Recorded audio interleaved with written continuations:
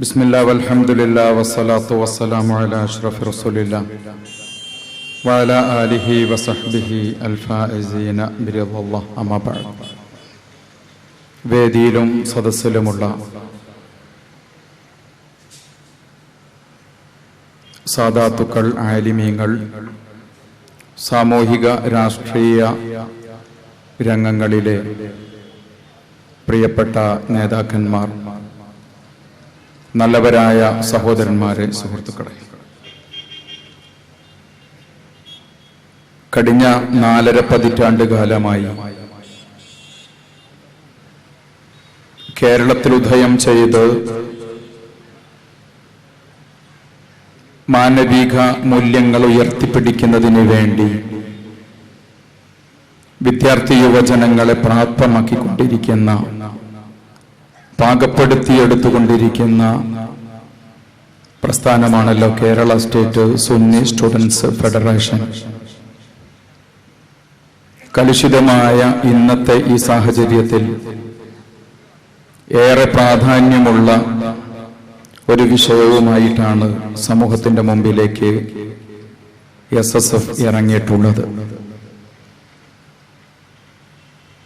നമ്മൾ എവിടെ ജീവിക്കുമ്പോഴും നമുക്ക് മനുഷ്യരോട്, അല്ലെങ്കിൽ മനുഷ്യർക്ക് തമ്മിൽ എങ്ങനെയൊക്കെ അടുത്ത് ഇടപഴകി ജീവിക്കാൻ കഴിയുമെന്നതിൻ്റെ മാതൃകകൾ സമൂഹത്തിന്റെ മുമ്പിൽ കാണിച്ചു കൊടുക്കുകയായിരുന്നു കഴിഞ്ഞ 1 മാസക്കാലമായി SSFുകാർ ഗ്രാമതലങ്ങളിൽ അവരുയർത്തിയ സൗഹൃദ ചായക്കടകളിലൂടെ. ഇനിയൊരു ചായക്കട നമ്മുടെ നാട്ടിൽ പുനഃസൃഷ്ടിക്കുക എന്നത് പഴയകാലത്തെ ആ രീതിയിൽ സാധ്യമല്ലെങ്കിലും ഇങ്ങനെയൊക്കെ ഉണ്ടായിരുന്നു എന്നുള്ളത് പുതിയ തലമുറയോട് പറഞ്ഞു കൊടുക്കുക എന്നത് വലിയ ഒരു ദൗത്യമാണ് എന്ന തിരിച്ചറിവിൽ നിന്നാണ് ഈ ഒരു സൗഹൃദ കലാരൂപം SSFുകാർ സമൂഹത്തിന്റെ മുമ്പിൽ അവതരിപ്പിച്ചത്. അതിന്റെ ഭാഗമായി കൂടിയാണ് നമുക്ക് എങ്ങനെ മുന്നോട്ട് പോകാം എന്നതിനെ കുറിച്ചുള്ള ഈ ചർച്ചയും എന്നാണ് ഞാൻ മനസ്സിലാക്കുന്നത്. ഇസ്ലാമിക സമൂഹത്തിന് ഏതു വിഷയത്തിലും മാതൃകയാക്കാൻ കഴിയുന്ന വ്യക്തിത്വം സയ്യിദുനാ മുഹമ്മദുർ റസൂലുള്ളാഹി സല്ലല്ലാഹു അലൈഹി വസല്ലമയാണ്. അവിടുന്ന് ഏതു രൂപത്തിലായിരുന്നു സമൂഹത്തോട് പെരുമാറിയിരുന്നത്, എങ്ങനെയാണ് നാട്ടിൽ കഴിഞ്ഞിരുന്ന മറ്റു മതവിഭാഗങ്ങളോട് പെരുമാറിയിരുന്നത്, അതുമാത്രമാണ് ഇസ്ലാം മതവിശ്വാസികളെ സംബന്ധിച്ചിടത്തോളം അവർക്ക് ഈ രംഗത്ത് സ്വീകരിക്കാൻ പറ്റുന്ന മാതൃക എന്നാണ് ഞാൻ മനസ്സിലാക്കുന്നത്. മദീന പള്ളിയിൽ ഇമാമത്ത് നിൽക്കുകയും മിമ്പറിൽ ഖുത്ബ ഓതുകയും ജനങ്ങൾക്ക് വിശുദ്ധ ഖുർആൻ പഠിപ്പിച്ചു കൊടുക്കുകയും ചെയ്യുന്ന സയ്യിദുനാ മുഹമ്മദുർ റസൂലുള്ളാഹി ഒരിക്കൽ മദീന പള്ളിയുടെ മിഹ്റാബിന്റെ അടുത്ത് എഴുന്നേറ്റു നിൽക്കുന്നത് ചരിത്രം പറയുന്നുണ്ട്. അവിടെ നിന്ന് എഴുന്നേറ്റു നിന്നുകൊണ്ട് പറയുന്നത്, മക്കയിലെ ജനങ്ങൾ വരൾച്ച കൊണ്ട് പ്രയാസപ്പെടുന്നുണ്ട്, അവരെ നിങ്ങൾ സഹായിക്കണം എന്നായിരുന്നു. ഈ മക്ക എന്ന് പറയുമ്പോൾ നമ്മളൊരു കാര്യം ആദ്യമേ മനസ്സിലാക്കണം. ഇസ്ലാമിക സമൂഹത്തിന് മക്കയിൽ ആ കാലഘട്ടത്തിൽ ജീവിച്ച ആളുകളെ പോലെ ശത്രുക്കളായി ഉയർന്നു വന്ന വേറെ ഒരു ജനവിഭാഗം ഉണ്ടായിട്ടില്ല ചരിത്രത്തിൽ, മുമ്പും ശേഷവും. അങ്ങനെയുള്ള ഒരു നാട്ടിൽ ജീവിക്കുന്ന, ഒരു കാലഘട്ടത്തിൽ ജീവിക്കുന്ന മനുഷ്യർ പ്രയാസപ്പെടുന്നു എന്ന് കേട്ടപ്പോ മദീന പള്ളിയുടെ മിഹ്റാബിന്റെ അടുത്ത് എഴുന്നേറ്റ് നിന്നുകൊണ്ട് പള്ളിയിൽ നിസ്കരിക്കാൻ വന്ന ആളുകളോട് മുഹമ്മദ് റസൂലുള്ളാഹി പറയുന്നത്, അവരെ സഹായിക്കാൻ നിങ്ങൾ സമ്പത്ത് തരണം എന്നായിരുന്നു. അനുയായികൾ മറ്റൊന്നും ആലോചിച്ചില്ല. എതിർപക്ഷത്ത് നിൽക്കുകയും നാട്ടിൽ നിന്ന് പുറത്താക്കുകയും ബഹിഷ്കരിക്കുകയും പലരെയും കൊല്ലുകയും അവസാനം ആ നാട് വിട്ട് പലായനം ചെയ്യുന്നതിലേക്ക് നബി തിരുമേനിയും അനുയായികളും എത്തുന്നിടത്തേക്ക് വരെ കാര്യം എത്തിയിട്ടും അവരവരുടേതായ ആ ഒരു ഈർഷ്യത അവസാനിപ്പിച്ചിരുന്നില്ല. അവരുപേക്ഷിച്ചു പോയ സമ്പത്ത് മുഴുവനും കൊള്ള ചെയ്യുകയും അത് കൊണ്ടുപോയി വിറ്റ് ആയുധങ്ങൾ വാങ്ങിയിട്ട് 2 തവണ നബി തിരുമേനി എഴുന്നേറ്റു നിൽക്കുന്നതിന്റെ മുമ്പ് മദീനയുടെ പരിസരത്ത് വന്ന് പോരാട്ടം നടത്തുകയും ചെയ്ത ആളുകൾ പ്രയാസത്തിലാണ് എന്ന് കേട്ടപ്പോഴാണ് നബി തിരുമേനി സ്വല്ലല്ലാഹു അലൈഹി വസല്ലമ തങ്ങൾ പറയുന്നത്, നിങ്ങൾ സഹായിക്കണം. സഹാബാക്കൾ മുഴുവനും തങ്ങളുടെ വിഹിതങ്ങൾ ആ റിലീഫ് ഫണ്ടിലേക്ക് നൽകുകയാണ്. മദീന പള്ളിയുടെ പരിസരത്ത് അത് വലിയ തോതിൽ കിട്ടിയ ഈ സമ്പത്ത് തടിച്ചുകൂടിയപ്പോ അംർ ബിൻ ഉമയ്യ റളിയല്ലാഹു അൻഹുവിനെ പിടിച്ചുകൊണ്ട് പറയുന്നു, അംറേ, നിങ്ങള് ഇത്ര പേർ ചേർന്നുകൊണ്ട് ഈ സമ്പത്ത് മക്കയിലെ അമുസ്ലിമീങ്ങളായ ആളുകൾക്ക് എത്തിച്ചു കൊടുക്കണം. അമുസ്ലിമീങ്ങളായ ആളുകൾക്ക് നിങ്ങൾ ഈ സമ്പത്ത് എത്തിച്ചു കൊടുക്കണമെന്ന് പറഞ്ഞപ്പോ അംർ റളിയല്ലാഹു അൻഹുവിന്റെ നേതൃത്വത്തിൽ അവർ മക്കയിലേക്ക് പുറപ്പെടുകയാണ്. കഅബാലയത്തിന്റെ പരിസരത്ത് മക്കക്കാരുടെ അന്നത്തെ നേതാവ് അബൂ സുഫിയാൻ ഇരിക്കുന്നുണ്ട്. അംർ റളിയല്ലാഹു അൻഹു അദ്ദേഹത്തെ സമീപിച്ചു. കാര്യങ്ങൾ പറഞ്ഞപ്പോ അബൂ സുഫിയാൻ പറയുന്നുണ്ട്, ദൈവമാണ് സത്യം, നിങ്ങളിൽ നിന്ന് ഈ രൂപത്തിലുള്ള ഒരു പ്രതികരണമല്ല ഞങ്ങൾ പ്രതീക്ഷിച്ചത്. ഞങ്ങൾ വിചാരിച്ചത് ഞങ്ങൾ ഈ ഒരു പ്രയാസത്തിൽ ജീവിക്കുകയാണ്, ബുദ്ധിമുട്ട് അനുഭവപ്പെടുകയാണ് എന്ന് കേട്ടപ്പോ മദീനയിൽ നിങ്ങൾ ആഘോഷിക്കുകയായിരിക്കുമെന്നാണ് ഞങ്ങൾ വിചാരിച്ചത്. ഈ രൂപത്തിലുള്ള ഒരു പ്രതികരണം ഞങ്ങൾ വിചാരിച്ചിട്ടേയില്ല എന്ന് അന്ന് അബൂ സുഫിയാൻ കഅബാലയത്തിന്റെ മുമ്പിൽ വെച്ചുകൊണ്ട് പറയുമാർ നബി മുഹമ്മദ് റസൂലുള്ളാഹി എതിരാളിയാവട്ടെ അനുകൂലിയാവട്ടെ അവരോട് കാരുണ്യത്തോടെ പെരുമാറിയ, മാതൃക കാണിച്ച തുല്യതയില്ലാത്ത നേതൃത്വമായിരുന്നു. അതുകൊണ്ട് തന്നെയാണ് തന്റെ പ്രിയപ്പെട്ട ശിഷ്യൻ സയ്യിദുന ഉമർ ബിൻ അൽ ഖത്താബ് റളിയല്ലാഹു അൻഹു 1933 തോന്നുന്നു മദ്രാസിൽ രാജ്യത്തിന്റെ സ്വാതന്ത്ര്യ സമരവുമായി ബന്ധപ്പെട്ടുള്ള ഒരു വലിയ റാലിയെ സംബോധന ചെയ്യാൻ ബഹുമാന്യരായ ഗാന്ധിജി വരികയാണ്. ഗാന്ധിജി വലിയ റാലിയിൽ പങ്കെടുത്തുകൊണ്ട് പ്രഭാഷണം നടത്തുമ്പോൾ ജനങ്ങളുടെ ആവേശം കണ്ടുകൊണ്ട് പറഞ്ഞു, നമ്മുടെ നാട്ടിലെ യുവതി യുവാക്കൾ ഈ കാണുന്ന രൂപത്തിൽ ഇളകി മറിഞ്ഞാൽ ബ്രിട്ടീഷുകാർ കടൽ കടന്നു പോകേണ്ടി വരും.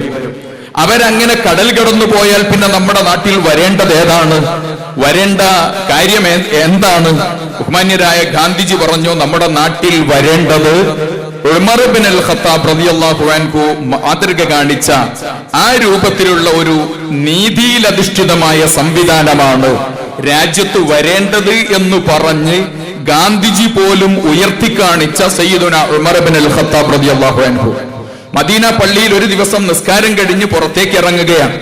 ആൾക്കൂട്ടത്തിൽ ഒരാളായി അവിടെ നിന്ന് അലിഞ്ഞു ചേരുന്ന സമയം ഒരു യഹൂദൻ തന്റെ മുമ്പിലേക്ക് എത്തിപ്പെടുകയാണ്.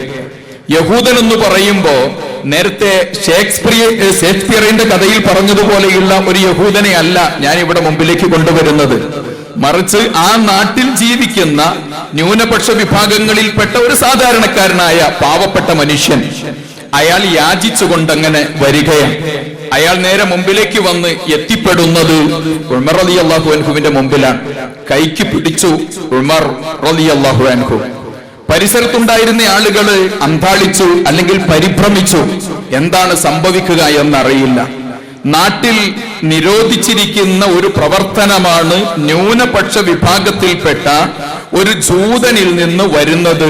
യാചന ഈ നാട്ടിൽ പാടില്ലാത്ത കാര്യമാണ്. അത് നേരെ തന്നെ കയ്യോടെ പിടികൂടുകയാണ് ഭരണാധികാരിയായ ഉമർ ബിൻ അൽ ഖത്താബ് റളിയല്ലാഹു അൻഹു. ഇത് കയ്യോടെ പിടികൂടിയപ്പോ ഇനി അദ്ദേഹത്തിന്റെ കൈ കാണില്ലേ, അല്ല തല പോകുമോ?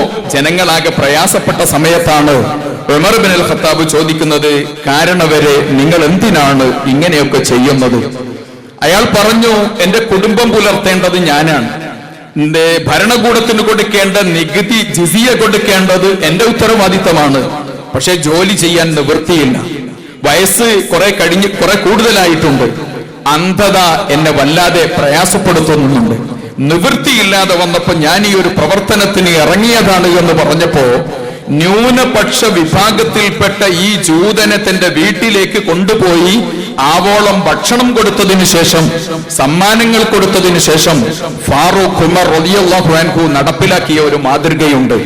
ആ മാതൃക അവിടെയുണ്ടായിരുന്ന പ്രഗത്ഭരായ തലയെടുപ്പുള്ള സ്വഹാബാക്കളെ വിളിച്ചുകൂട്ടിയിട്ട് ചെറിയൊരു കൂടിയാലോചന നടത്തുകയും മദീനയുടെ പ്രാന്തങ്ങളിൽ കടിഞ്ഞുകൂടുന്ന അമുസ്ലിമീങ്ങളായ ആളുകളുടെ കണക്കെടുപ്പ് നടത്തിയിട്ട് സമർപ്പിക്കാൻ അവിടെ നിന്ന് നിർദ്ദേശിക്കുകയുമായിരുന്നു. ആ കണക്കെടുപ്പ് പൂർത്തിയായപ്പോ വിധവകളുടെയും അതുപോലെ വയോധികരുടെയും വികലാംഗരുടെയും പ്രയാസപ്പെടുന്നവരുടെയും ഒക്കെ കണക്ക് കിട്ടിയപ്പോൾ മദീന പള്ളി കാണിച്ചു തന്ന ഒരു മാതൃകയുണ്ട്. കൃത്യമായ ഇടവേളകളിൽ ആ നാട്ടിൽ കടിഞ്ഞുകൂടുന്ന മറ്റു മതവിഭാഗത്തിൽപ്പെട്ട ആളുകൾക്ക് അവരുടെ ജീവിതത്തിന് ആവശ്യമായ ഭക്ഷണവും മരുന്നും മറ്റെല്ലാ കാര്യങ്ങളും നൽകാൻ പള്ളിയിൽ ഇമാമത്ത് നിൽക്കുന്ന ഉമർ ഇബ്നുൽ ഖത്താബ് റളിയല്ലാഹു അൻഹു മാതൃക കാണിച്ചത് സയ്യിദുനാ മുഹമ്മദുർ റസൂലുള്ളാഹി സ്വല്ലല്ലാഹു അലൈഹി വസല്ലമ തങ്ങൾ അതിനെ മുന്നേ നടന്ന് അതിനേക്കാളേറെ മഹത്വമായ മാതൃകകൾ കാണിച്ചപ്പോഴായിരുന്നു. ഇത് ഇസ്ലാമിക സമൂഹം ലോകത്തിന് കാണിച്ചു കൊടുത്തപ്പോഴാണ് അവരെത്തിപ്പെട്ട പ്രദേശങ്ങളിലൊക്കെ ഈ കാണുന്ന സൗഹൃദത്തിന്റെ സന്ദേശങ്ങൾ പകർന്നു കൊടുക്കാൻ അവർക്ക് കഴിഞ്ഞത്. നമ്മളും ഈ ഒരു ദൗത്യം ഏറ്റെടുത്തുകൊണ്ട് മുന്നോട്ട് പോരുകയാണെങ്കിൽ തീർച്ച ഇവിടെ ലോകം അവസാനിക്കുന്നതുവരെ വെളിച്ചം നിലനിൽക്കുക തന്നെ ചെയ്യും. മനുഷ്യർക്കിടയിലുള്ള സൗഹൃദത്തിന്റെ വെളിച്ചം അത് ഊതിക്കെടുത്താൻ ഒരാൾക്കും കഴിയില്ല. നമുക്ക് മാതൃകയാവാൻ കഴിയുന്നിടത്തോളം കാലമെന്നാണ് SSFകാർ ലോകത്തോട് പറയുന്നത്. ചെറിയൊരു മാതൃക കൂടി സാന്ദർഭികമായി പറയണം.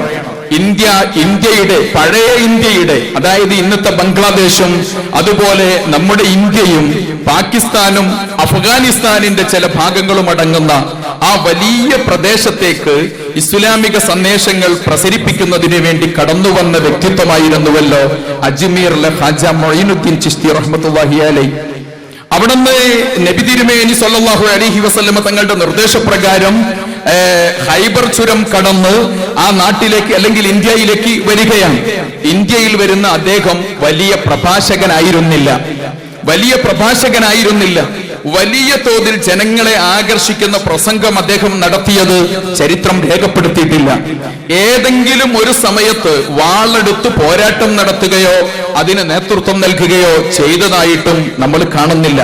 പക്ഷേ ഒരു വലിയ ലോകത്തെ ജനങ്ങളെ സ്വാധീനിക്കുക മാത്രമല്ല, ഇന്നും നമ്മൾ അജ്മീറിൽ പോയാൽ കാണുന്ന ഒരു നല്ല കാഴ്ചയുണ്ട്. ആ കാഴ്ച ഏതാണെന്നറിയുമോ? അജ്മീറിന്റെ പ്രാന്തങ്ങളിൽ ആ ചെറിയ ചെറിയ ഊടുവഴികളിലുള്ള കടകളിൽ വിശുദ്ധമായ ജുമുഅ ദിവസം, വെള്ളിയാഴ്ച ദിവസം കടയടക്കാതെ മുസ്ലിമീങ്ങൾ പള്ളിയിലേക്ക് പോവുകയാണ്. രാജസ്ഥാനിലെ അജ്മീറിലെ പള്ളിയുടെ പരിസരത്തുള്ള കടകൾ ഒരു വെള്ളിയാഴ്ചയും അടയ്ക്കാറില്ല. അവിടെ നിരത്തി വച്ചിരിക്കുന്ന കച്ചവട സാധനങ്ങൾ മുഴുവനും ആ വെച്ച സ്ഥലത്ത് തന്നെയാണ്. ഏകദേശം 11 മണിക്ക് പള്ളിയുടെ ഉള്ളിലെത്തിയില്ലെങ്കിൽ ഇരിക്കാൻ സ്ഥലം കിട്ടാത്തത് കൊണ്ട് വെള്ളിയാഴ്ച നേരത്തെ പോകും ആളുകൾ. 11 മണിക്ക് അവർ പള്ളിയിലേക്ക് പുറപ്പെടുകയാണ്. ഒരു 1.5 മണിയാകുന്ന സമയത്ത് അവർ തിരിച്ചു വരുന്നു. 2-3 മണിക്കൂർ നീണ്ടു നിൽക്കുന്ന ഈ സമയത്ത് അവിടെ പെട്ടെന്ന് പ്രത്യക്ഷപ്പെടുന്ന ഒരു ടീമുണ്ട്. ആരാണ് ഈ ടീം എന്നറിയുമോ?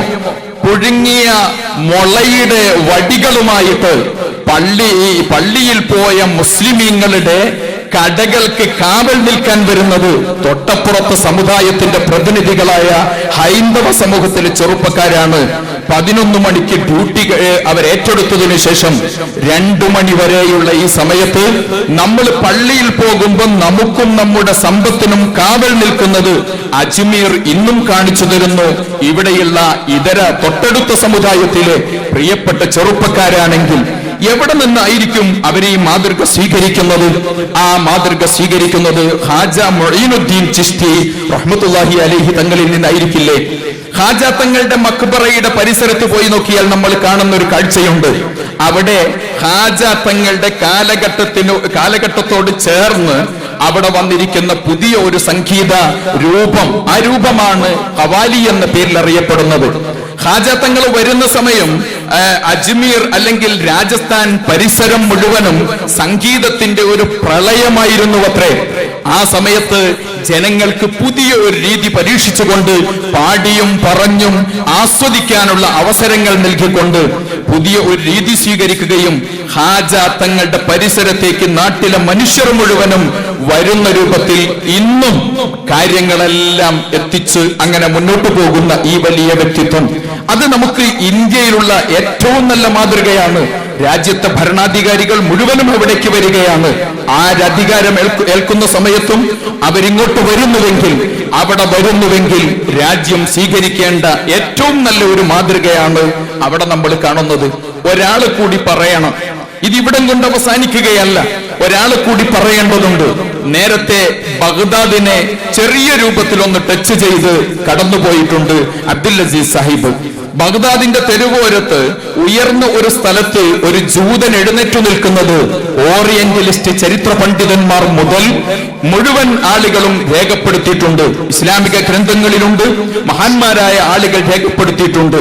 ആ ജൂതനായ മനുഷ്യൻ ഉറക്കെ വിളിച്ചു പറയുന്നു, എന്റെ വീടും പറമ്പും വിൽപ്പനയ്ക്ക് വെച്ചിട്ടുണ്ട്, എന്റെ വീടും പറമ്പും വിൽപ്പനയ്ക്ക് വെച്ചിട്ടുണ്ട്, നിങ്ങളിൽ ആർക്കെങ്കിലും വേണമെങ്കിൽ അത് വാങ്ങാമെന്നായിരുന്നു. ചില ആളുകൾ ചെന്ന് സമീപിച്ചു. അവര് ചെന്ന സമയം ആ യഹൂദിയായ മനുഷ്യൻ പറയുന്നത്, അദ്ദേഹം പറഞ്ഞു, ഇന്ന ഇന്ന സ്ഥലത്ത് ഇത്ര വലിപ്പത്തിലുള്ള വീടും സ്ഥലവുമാണ് എനിക്കുള്ളത്, എന്ത് വില വേണമെന്ന് ചോദിച്ചപ്പോൾ ആ ജൂതൻ പറഞ്ഞത്, ബഗ്ദാദ് പോലെയുള്ള ഒരു പട്ടണത്തിൽ ഇത്ര വരുന്ന സ്ഥലത്തിനും വീടിനും എന്ത് വില വരുമോ അതിന്റെ 10 ഇരട്ടി തന്നാൽ തരാമെന്നായിരുന്നു. അവിടെ കൂടിയ ചെറുപ്പക്കാർ ചോദിച്ചു, നിങ്ങളുടെ വീടിന് എന്ത് പ്രത്യേകതയാണുള്ളത്, നിങ്ങളുടെ ആ പറമ്പിന് എന്ത് വിശേഷമാണ് പറയാനുള്ളത്? ആ ജൂതൻ പറഞ്ഞു, എന്റെ വീടിനൊരു പ്രത്യേകതയുണ്ട്, എന്റെ വീടിന്റെ വാതിൽ അടയ്ക്കാനോ സാക്ഷിയിടാനോ നിങ്ങൾ മറന്നുപോയാൽ, അതല്ല എന്റെ വീട് ഒരു പക്ഷേ വീട്ടിൽ ഭാര്യയെയും കുട്ടിയെയും തനിച്ചാക്കിയിട്ട് ഒരു ലോക സഞ്ചാരത്തിന് ഞാൻ പോയി തിരിച്ചു വരുന്നതുവരെ എന്റെ സാന്നിധ്യമില്ലാത്ത ആ വീട് അവിടെ നിൽക്കുന്നുവെങ്കിൽ എന്റെ വീട്ടിലെ പ്രിയപ്പെട്ട ഭാര്യയുടെയും മകളുടെയും ചാരിത്ര്യം നഷ്ടപ്പെടുന്ന ഒരു പ്രവർത്തനവും അവിടെ ഉണ്ടാകില്ല. വീട്ടിൽ ഞാൻ സൂക്ഷിച്ചു വെച്ച സമ്പത്ത് നഷ്ടപ്പെട്ടു പോകില്ല. അത്രമേൽ സുരക്ഷിതമായ സ്ഥലത്താണ് എന്റെ വീട് നിൽക്കുന്നത് എന്ന് ഈ ജൂതൻ പറഞ്ഞപ്പോൾ ആളുകൾ അത്ഭുതപ്പെട്ടു പോയി. ജൂതനോട് ചോദിച്ചു, എന്തായിരിക്കാം കാരണം?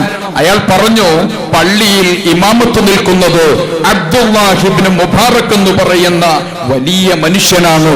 സയ്യിദുനാ മുഹമ്മദ് റസൂലുള്ളാഹി സ്വല്ലല്ലാഹു അലൈഹി വസല്ലമ തങ്ങളുടെ കാലഘട്ടത്തോട് ചേർന്ന് ഇസ്ലാമിനെ പ്രസരിപ്പിച്ച് കടന്നുപോയ അബ്ദുല്ലാഹ് ഇബ്നു മുബാറക് റളിയല്ലാഹു അൻഹു ആ കാലഘട്ടത്തിലെ ജനങ്ങളെ സംസ്കരിച്ച് ഉയർത്തിക്കൊണ്ടുവന്നപ്പോൾ മാതൃകായോഗ്യരായ ജനങ്ങൾ ജീവിച്ച ഒരു നാടിന്റെ വിലയാണ് ബഗ്ദാദിലെ ഈ ജൂതൻ പറയുന്നത്. മറ്റു പ്രദേശങ്ങളിലുള്ള മണ്ണിനേക്കാൾ 10 ഇരട്ടി വില തന്നാൽ ഞാൻ നിങ്ങൾക്കിത് തരാമെന്ന് പറയുമാർ അവിടെ യഹൂദർ. ഇപ്പോഴും നമ്മൾ അറിയേണ്ട ഒരു കാര്യമുണ്ട്, സൗദി അറേബ്യയുടെ തൊട്ടപ്പുറത്ത് നേരെ നമ്മൾ ചെങ്കടൽ കടന്നാൽ തെക്കുഭാഗത്ത് വരുന്ന രാഷ്ട്രമാണല്ലോ ഈജിപ്ത് എന്ന് പറയുന്ന രാജ്യം. ആ ഈജിപ്തിൽ മുസ്ലിം ഭരണമാണ് കഴിഞ്ഞ കുറെ കാലമായിട്ട് നടന്നു വരുന്നത്. ആ ഇസ്ലാമിക ഭരണം നടക്കുന്ന അല്ലെങ്കിൽ മുസ്ലിം ഭരണം നടക്കുന്ന ആ നാട്ടിൽ അവിടെ കൃഷിയും കച്ചവടവും ബാക്കി എല്ലാ രംഗത്തും ഏറ്റവും മേലെ നിൽക്കുന്നത് അമുസ്ലിമീങ്ങളായ ക്രൈസ്തവ സമൂഹമാണ്. ഇതാരാണ് ഈ കാണുന്ന രൂപത്തിൽ പഠിപ്പിച്ചത്? ഇന്നത്തെ കാലത്തൊരു പക്ഷേ ചിലപ്പോൾ നമ്മൾ ഇത് ചിന്തിക്കുമ്പോ ഇന്ന് നേരത്തെ നമ്മൾ കേട്ടതുപോലെ എല്ലാ പ്രഭാഷണങ്ങളിലും കേട്ടതുപോലെ ജാതീയമായി മതപരമായി അതിർത്തികൾ നിർണയിച്ചുകൊണ്ട് എന്റെ മതത്തിൽപ്പെട്ടവരല്ലാതെ എന്റെ ജാതിയിൽപ്പെട്ടവരല്ലാത്തവർ ജീവിക്കാൻ പാടില്ല എന്ന് ചിന്തിക്കുന്ന ഒരു കാലഘട്ടത്തിൽ ഇന്നും ലോകത്ത് ഈ മാതൃകകൾ കാണുന്നുവെങ്കിൽ അത് പഠിച്ചത് മദീനയിൽ നിന്നാണ്, പഠിപ്പിച്ചത് മുഹമ്മദ് റസൂലുള്ളാഹിയാണ്. സയ്യിദുനാ മുഹമ്മദ് റസൂലുള്ളാഹി മദീന പള്ളിയുടെ മദീനയിൽ ജീവിക്കുന്ന അവിടുത്തെ ജീവിതത്തിന്റെ അവസാന കാലം ധാരാളം നമ്മൾ കേട്ട ഒരു ചരിത്രമുണ്ട്. അവിടുന്ന് ഒരിക്കൽ ഒരു ജൂതന്റെ കടയിൽ നിന്ന് ഭക്ഷണ സാധനങ്ങൾ വാങ്ങുകയാണ്. അത് പാകപ്പെടുത്തിയിട്ട് ഭാര്യമാരും മക്കളും അവരും കഴിക്കുകയാണ്. വഫാത്തിനോടടുത്ത സമയം കടം വീട്ടാൻ ആളെ ഏൽപ്പിക്കുന്നു. പണയപ്പെടുത്തിയ അങ്കി വാങ്ങുന്നു. നമ്മൾ അറിയേണ്ട ഒരു കാര്യമുണ്ട്, മുഹമ്മദുർ റസൂലുള്ളാഹി സ്വല്ലല്ലാഹു അലൈഹി വസല്ലമ തങ്ങൾ ലോകത്ത് കാണിച്ചു തന്ന ആ ഒരു ജീവിത ക്രമം അവിടെ മുസ്ലിമീങ്ങൾ മാത്രം ജീവിച്ച ഒരു ക്രമം ആയിരുന്നില്ല. അവിടെ യഹൂദന് സൂപ്പർ മാർക്കറ്റ് ഉണ്ടായിരുന്നു. നബി തിരുമേനി അദ്ദേഹത്തോട് ഇടപാട് നടത്തിയിട്ടുണ്ടായിരുന്നു. നബി തിരുമേനി സല്ലല്ലാഹു അലൈഹി വസല്ലമ തങ്ങൾക്ക് അവിടുന്ന് കടം കൊടുത്തിട്ടുണ്ടായിരുന്നു. ആ കടം വീട്ടിയിട്ടായിരുന്നു അവിടുന്ന് ലോകത്തോട് വിട പറയുന്നത്. ഇവിടെയാണ് നമ്മൾ അറിയേണ്ടത് എവിടെ നിന്നാണ് ഈ ഒരു ഒഴുക്കിന് തടസ്സം സൃഷ്ടിച്ചുകൊണ്ട് കാര്യങ്ങൾ വന്നത്. കോഴിക്കോട്ടും നമ്മൾ നേരത്തെ കേട്ടു. കോഴിക്കോട്ടെ കഥകൾ, സാമൂതിരി തമ്പുരാന്റെ പടയാളികൾ, ആ പടയാളികൾ നാവിക പടയാളികൾ കുഞ്ഞാലി മരക്കാന്മാരായിരുന്നു. കുഞ്ഞാലി മരക്കാന്മാർ സാമൂതിരി തമ്പുരാന്റെ തൊട്ടടുത്തിരിക്കുകയാണ്. ടിപ്പു സുൽത്താന്റെ തൊട്ടടുത്ത് പൂർണ്ണയ്യയെ നമ്മൾ കാണുകയാണ്. ബഹുമാന്യരായ മമ്പുറത്ത് തങ്ങളുപ്പാപ്പയുടെ സഹചാരിയായി, സന്തത സഹചാരിയായിട്ട് കോന്തു നായരെ നമ്മൾ കാണുകയാണ്. പൊന്നാനിയിലെ ബഹുമാന്യരായ മങ്ങാട്ടച്ചന്റെ പ്രിയപ്പെട്ട സുഹൃത്ത് കുഞ്ഞായി മുസ്ലിയാർ, ആ രണ്ടു പേർ കഥ പറഞ്ഞും കഥ കേട്ടും വായിച്ചും ഒന്നിച്ച് അവരങ്ങനെ മുന്നോട്ട് പോരുകയാണ്. എവിടെയാണ് ഈ ഒരു ഒഴുക്കിന് തടസ്സം വന്നത്? ഈ ഒഴുക്കിന് തടസ്സം വന്നത് നേരത്തെ പറഞ്ഞ വളരെ പ്രധാനപ്പെട്ട ഒരു പോയിന്റിലാണ്. ആ പോയിന്റ് വിശുദ്ധമായ ഖുർആൻ ഷരീഫിനെ തോന്നിയ രൂപത്തിൽ അടുത്ത കാലത്ത് ചില ആളുകൾ വ്യാഖ്യാനിച്ചുകൊണ്ട് ഭരണം മുസ്ലിമിന് മാത്രം, അല്ലെങ്കിൽ മുസ്ലിമീങ്ങൾ ജീവിക്കുന്ന ഗ്രാമത്തിൽ മുസ്ലിം മാത്രമേ പാടുള്ളൂ എന്ന രൂപത്തിൽ പുതിയ വ്യാഖ്യാനങ്ങൾ നൽകിക്കൊണ്ട് വന്നപ്പോഴാണ് അത് പടാൻകോട്ട് നിന്നാവാം തുടങ്ങിയത്, അല്ലെങ്കിൽ അതിന്റെ മുമ്പ് ചിലപ്പോ സയ്യിദ് കുത്തുബിൽ നിന്നാവാം തുടങ്ങിയത്. അങ്ങനെ തുടങ്ങി വന്ന ഈ ഒരു രീതി വന്നപ്പോഴാണ് നമ്മുടെ നാട്ടിൽ ചെറിയ രൂപത്തിലെങ്കിലും മുസ്ലിം സമൂഹത്തിലെ ചെറുപ്പക്കാരിൽ മാറ്റം വന്നത്. കുറച്ചു മുമ്പെയാണ് 1946 മറ്റോ ആണ് കേരളത്തിൽ നിന്നൊരാൾ അങ്ങ് പടാൻകോട്ടേക്ക് പോകുന്നത്. അമുസ്ലിമീങ്ങളില്ലാത്ത ഒരു നാട് തിരഞ്ഞുകൊണ്ടായിരുന്നു പോകുന്നത്. മുഹമ്മദ് അലി ഹാജി എന്ന ഈ മനുഷ്യൻ അമുസ്ലിമീങ്ങളില്ലാത്ത ഗ്രാമം തെരഞ്ഞുകൊണ്ട്, ദാറുൽ ഇസ്ലാമിനെ തെരഞ്ഞുകൊണ്ട് മൗദൂദിയുടെ അടുത്തേക്ക് ചെല്ലുകയാണ്. അവിടെ നിന്നായിരുന്നു ഈ ഒരു വികലമായ ചിന്താഗതി സ്വീകരിക്കുന്നത്. നാട്ടിലേക്ക് വന്നു, അവരതിനു വേണ്ടിയുള്ള ശ്രമങ്ങൾ നടത്തി. ആ കൂട്ടായ്മയിൽ കേരളത്തിൽ അന്ന് പങ്കാളിയായ വേറെ ഒരാളുണ്ട്. ആദ്യത്തെ ഖുർആൻ വ്യാഖ്യാനം എഴുതിയവരിൽ ഒരാളായ കെ ഉമർ മൗലവി എന്ന് പറയുന്ന മനുഷ്യൻ. ആ ഉമർ മൗലവിയും അമുസ്ലിമീങ്ങളില്ലാത്ത ഒരു കൂട്ടായ്മ ഉണ്ടാക്കാൻ വേണ്ടി ഈ മുഹമ്മദ് അലി ഹാജി എന്ന് പറയുന്ന ആൾ നിർമ്മിച്ച, അല്ലെങ്കിൽ അദ്ദേഹം ഉണ്ടാക്കിയെടുത്ത, മൗദൂദിയിൽ നിന്ന് സ്വീകരിച്ചെടുത്ത ഈ ആശയത്തിന്റെ കൂടെ തുടക്കത്തിലുണ്ടായ ആളായിരുന്നു.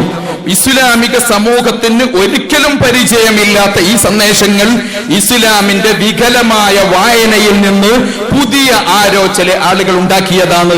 ഇസ്ലാമിന് ഇതുമായി ബന്ധമില്ല. ഒരിക്കലും ഇസ്ലാം എന്ന് പറയുന്ന ആദർശ പ്രസ്ഥാനം ഈ രീതി സ്വീകരിക്കുന്നതിന് പോയിട്ട് ഈ ഒരു വഴി തന്നെ ഇസ്ലാമിന് അന്യമാണ് എന്ന കാര്യം എന്റെ പ്രിയപ്പെട്ട സഹോദരന്മാർ അറിയണം. നമ്മുടെ നാട്ടിലെ ഹൈന്ദവ സഹോദരന്മാർ അവരും തുറന്ന മനസ്സിന്റെ ഉടമകളാണ്. തുറന്ന മനസ്സിന്റെ ഉടമകളായ നമ്മുടെ നാട്ടിലെ ഹൈന്ദവ സഹോദരന്മാർ നേരത്തെ ഉണ്ടായിരുന്ന 2 പ്രഭാഷണങ്ങൾ, ആദ്യമുള്ള 2 പ്രഭാഷണങ്ങൾ, ആ പ്രഭാഷണങ്ങളിൽ അവർ പറഞ്ഞു 1925 ഇന്നത്തെ മഹാരാഷ്ട്രയുടെ നാഗ്പൂർ പരിസരത്ത് വെച്ചുകൊണ്ട് അവിടെ നിന്ന് തുടങ്ങിയ ചില പ്രസ്ഥാനങ്ങളാണ് ഇവിടെയുള്ള ഹിന്ദു ചെറുപ്പക്കാരെ ഹിന്ദു മതത്തെ തെറ്റായി വായിക്കാൻ പഠിപ്പിച്ച് ഒരിക്കലും മുസ്ലിം ഇല്ലാത്ത ഒരു ലോകം, ദളിതനില്ലാത്ത ഒരു ലോകം, ഇവിടെ മറ്റുള്ള രൂപത്തിൽ മറ്റു മതക്കാരില്ലാത്ത ഒരു രൂപം അതുണ്ടാക്കുക എന്ന രൂപത്തിലേക്ക് കൊണ്ടുപോയത് എന്ന് നേരത്തെയുള്ള പ്രസംഗത്തിൽ നമ്മൾ കേട്ടുകഴിഞ്ഞു. എന്റെ പ്രിയപ്പെട്ട സഹോദരന്മാർ അറിയണം, ഇതുപോലെയാണ് നമ്മൾ കാണുന്ന ഈ കാഴ്ചയും. ഇസ്ലാമിന്റെ പരിസരത്ത് നിന്നുകൊണ്ട് ചില ആളുകൾ ഇങ്ങനെയൊക്കെ ചെയ്തുകൊണ്ടിരിക്കുന്ന ഇതേ രൂപം പല പ്രസ്ഥാനങ്ങളിൽ നമ്മൾ കാണുന്നുണ്ട്. അങ്ങ് കിഴക്ക് ബഹുമാന്യരായ ശ്രീബുദ്ധ ഭഗവാന്റെ പേരിലാണ്, ഒരു ചെറിയ ശ്രീബുദ്ധ ഭഗവാന്റെ പേരിലാണ് മ്യാൻമറിൽ ഈ രൂപത്തിലുള്ള ചില പ്രവർത്തനങ്ങൾ നടത്തുന്നത്. പാവപ്പെട്ട മനുഷ്യരെ റാക്കിനായിയുടെ പരിസരങ്ങളിൽ കടലിൽ മുക്കിക്കൊല്ലുന്ന രൂപത്തിലുള്ള പ്രവർത്തനങ്ങൾ ചില ആളുകൾ നടത്തുന്നത്. അത് ശ്രീബുദ്ധ ഭഗവാന്റെ പേരിലാണ്. ഇനി ഒരു കാര്യം കൂടി കേൾക്കണം. ഇവിടെ ഈ കാണുന്ന ഏത് വിഭാഗമാവട്ടെ അവർക്ക് ആയുധവും പ്രോത്സാഹനവും നൽകിക്കൊണ്ടിരിക്കുന്നത് അത് പടിഞ്ഞാറിലെ വലതുപക്ഷ ക്രൈസ്തവ ജനവിഭാഗം എന്ന് പറയുന്ന ചില തീവ്ര ജനവിഭാഗങ്ങളാണ്. എല്ലാ മതവിഭാഗങ്ങളിലും ഈ രൂപത്തിൽ അതിന്റെ പാർശ്വങ്ങൾ ചേർന്നുകൊണ്ട് ഈ രൂപത്തിലുള്ള പ്രവർത്തനങ്ങൾ നടത്തുന്ന ആളുകളുണ്ട്. നല്ലവരായ മനുഷ്യർ അവരൊന്നിച്ചു നിന്ന് കഴിഞ്ഞാൽ തീർച്ചയായിട്ടും അവർക്ക് ഇതിൽ നിന്ന് ഉയർത്തെഴുന്നേൽക്കാൻ കഴിയുമെന്നാണ് SSFകാർ സമൂഹത്തോട് പറയുന്നത്. നമ്മെ കേൾക്കാൻ, നമ്മെ മനസ്സിലാക്കാൻ, നാം പറയുന്ന ഈ സന്ദേശങ്ങൾ ഉൾക്കൊള്ളാൻ ഇവിടെ ആളുകൾ കാത്തു നിൽക്കുന്നുണ്ട്. അതുകൊണ്ട് SSF ഉയർത്തിയിരിക്കുന്ന ഈ വലിയ ദൗത്യം അത് മുന്നോട്ട് കൊണ്ടുപോവുക തന്നെ ചെയ്യേണ്ടതുണ്ട്. അവരേറ്റെടുത്ത വലിയ ദൗത്യം അത് മുന്നോട്ട് കൊണ്ടുപോവുക തന്നെ ചെയ്യേണ്ടതുണ്ട് എന്നാണ് എനിക്ക് എന്റെ പ്രിയപ്പെട്ട സഹോദരന്മാരോട് പറയാനുള്ളത്. താടി വെച്ച്, തലപ്പാവ് വെച്ച്, തൊപ്പി വെച്ച് നമുക്ക് നല്ല മതേതരവാദിയാവാൻ കഴിയും. ഒരു മുസ്ലിമിന് നല്ല മതേതരവാദി കൂടിയാവാൻ കഴിയും. അപ്പുറത്ത് ജീവിക്കുന്ന മനുഷ്യൻ അവരോട് നല്ല നിലക്ക് പെരുമാറാൻ കഴിയും. നമ്മളെ ഗ്രാമങ്ങൾ അങ്ങനെ കാണിച്ചു തന്നിട്ടുണ്ട്. ആ രൂപത്തിലായിരുന്നു പഴയകാലത്തെ ജീവിതമുണ്ടായിരുന്നത്. വീട്ടിൽ കറി വെക്കാൻ ഒന്നുമില്ലാത്ത സമയം നമ്മുടെ ഉമ്മമാർ, നമ്മുടെ അമ്മമാർ അപ്പുറത്തു നിന്ന് 4 കുരു പച്ചമുളക് വാങ്ങിയിട്ടുണ്ടായിരുന്നു, അല്പം തേങ്ങ വാങ്ങിയിട്ടുണ്ടായിരുന്നു, അല്പം ഉണക്കമീൻ വാങ്ങിയിട്ടുണ്ടായിരുന്നു. അങ്ങനെയൊക്കെ ആയിരുന്നു നമ്മുടെ ഗ്രാമങ്ങളിൽ പഴയ കാലത്തുണ്ടായിരുന്നത്. ഈ സൗഹൃദവും ഈ സ്നേഹവും ഇത് നിലനിർത്താനും തിരിച്ചു കൊണ്ടുപോവാനും അന്യം നിന്നു പോവാതെ നിലനിർത്താനും നമുക്ക് കഴിയേണ്ടതുണ്ട്. അള്ളാഹു അനുഗ്രഹിക്കുമാറാവട്ടെ. ആമീൻ എന്ന് മാത്രം ദുആ ചെയ്തുകൊണ്ട് വആഖിറു ദഅവാനാ അനിൽ ഹംദുലില്ലാഹി റബ്ബിൽ ആലമീൻ. അസ്സലാമു അലൈക്കും വറഹ്മത്തുള്ളാഹി വബറകാതുഹു. മാനവ സംഗമത്തിൻ്റെ ഏറ്റവും ശ്രദ്ധേയമായ ഓപ്പൺ ടോക്ക് സെഷൻ ഇവിടെ അവസാനിക്കുകയാണ്. സൗഹൃദത്തിൻ്റെ വിശാലതലത്തിലേക്ക് നമ്മുടെ മനസ്സുകളെ ആനയിച്ചുകൊണ്ടാണ് ഈ സെഷൻ ഇവിടെ അവസാനിക്കുന്നത്. ഈ വൈകിയ വേളയിൽ സുദീർഘമായി സംസാരിക്കുന്നില്ല. നമ്മുടെ ഈ സെഷൻ ഉദ്ഘാടനം ചെയ്ത ഡോക്ടർ സുരേഷ് ഖൈനാർ, മുഖ്യാതിഥിയായി വന്ന ഡോക്ടർ ശുങ്കണ്ണ വെൽപ്പുല, അതുപോലെ KN sir, CK Abdul Aziz sir, Muhammad Ali Saqafi Valliyad, ആമുഖം അവതരിപ്പിച്ച മുഹമ്മദ് അലി കിനാലു തുടങ്ങി നേതാക്കൾ, സാംസ്കാരിക നായകർ എല്ലാവർക്കും കൃത്യമായ നന്ദി ആശംസിക്കുന്നു. അതേ രൂപത്തിൽ സാന്നിധ്യം കൊണ്ട്